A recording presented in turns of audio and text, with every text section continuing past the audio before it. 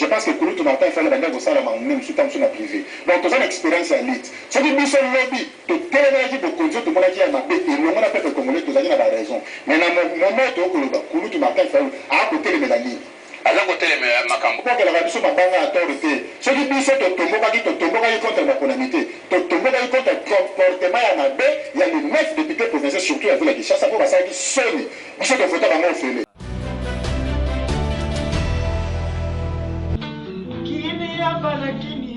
Abonnez-vous massivement.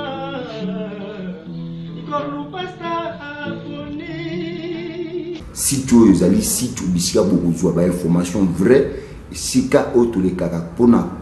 kosala bato makambo te eza site oyo tolekaka mpo bozwa ba information vraie oyo biso tozala nango eza site ya sika kombo nango Kin ya bana Kin. Bosabone massivement.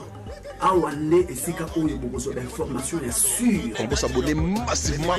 pour des informations qui toko ya chaîne biso YouTube Kin ya bana Kin ali check. Ndeko, lelo ko takoboya 100 jours faza moto. Mbongo bato bakolela mbongo ezotambola te.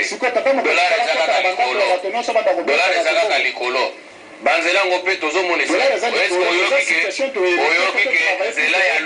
nzela ya lufu efale babongisa ba chinois bato grec 8 bato kozongisa contrat na ministère provincial ya infrastructure. Baboyi kosala misala. Ndeko nzela ya lufu na yebengo malamu po. Baboyi pona ko kubemba ko Angola. Solo 100 jours résultat nango ezali. Non. Nzela wana bandi mpe ya sonam Jacques Mbado azali na gouverneur balobaki ke kosala 6 mois mais depuis nzela na ebanda tokengola misa tosila te balobi banda boanekisa yango na 100 jours oekende esila otosi bacontra na bino te lokola bango balingi babitoka bazongisi contrat na maboko ya ministre provincial ya infrastructure bakosa bayimboka te tata mokonzi ya ekolo na mabongiso ya 100 jours nzela ya lufu wana ezalaki te nzela ezalaki na mabongisi ya 100 jours eza oyo bino nyonso bomonaki tata mokonzi akendaki koinaugure tronçon oyo babengi ya Goma Mwanda wana nde ezalaki reteni mpo na parti oyo ya Congo central lelo bowangani nzela ya lufu ezalaki reteni te na 100 jours na lobi na beti sete ezalaki reteni te na programme ya 100 jours mais epekisi biso te tosala yango mais biso totuna motuna yo yoki lisolo ya nzela lufu na ngai nakendaka nzela mposa nzela anda kosala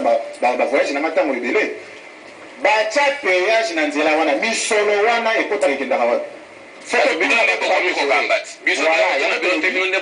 biso tokosala nzela wana me na programme ya 100 jours ezalaki te tokosala yimboka te gouvernement provincial ya bakongo batya payage bazwaka mbongo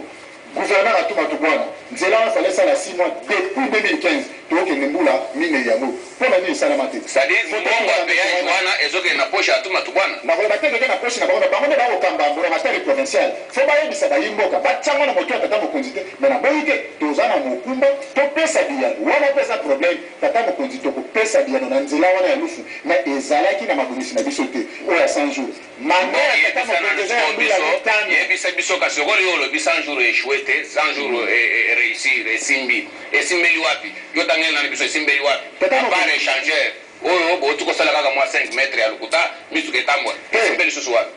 moto akolaki na tata mokonzi abongisi kaka 5 mètres na Kinshasa aza moto ya mabe mpo lelo so totali nzela ya sayo wana eza kwa nzela phare nakobenga nzela phare mpo na nini omongi na place wana église ya monene ya papa na biso Simon Kimbangu mpe ya sonami eza place wana soki otali balabala ya université misala kosalama wana ntango loba banzela soki tozongi meme na domaine ya démocratie na côté ya démocratie au moins le plus grand bénéficiaire ya 100 jours ya tata mokonzi eza bandeko na biso ya lingomba politique lamuka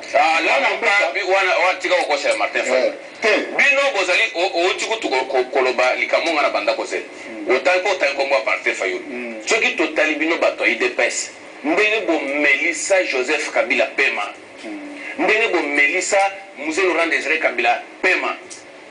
mais démocratie lelo bino bozolinga démocratie te Fayulu amesa pe bino pema bino bokomi koboye motuna kitoko biso nde toza oyo babengaka tolenda na ndenge lolendo te bolenda ndenge botinda bakombata na bino bakende kokanga Joseph Kabila na maboko bamemela bino na maboko lelo sikoyo bozolenda mpona kopekisa Fayulu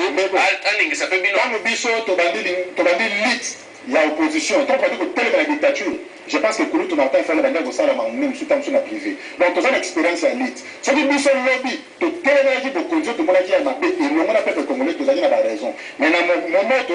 Kouloutou Martin fallait à côté les mélanie aza côté les makambo pour que la radio soit banga autorité ce qui biso to tomboka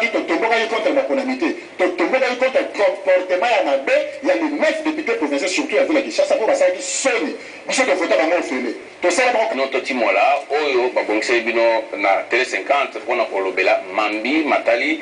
tombwa ya ekolo mituna ezalaki ya tele 50 biano ezalaki ya ndeko Francis Lukuruku oyo azali molobeli ya UDPS tokutana bongo na mikolo mizaliko ya ngana sukeli awa otikala malamu.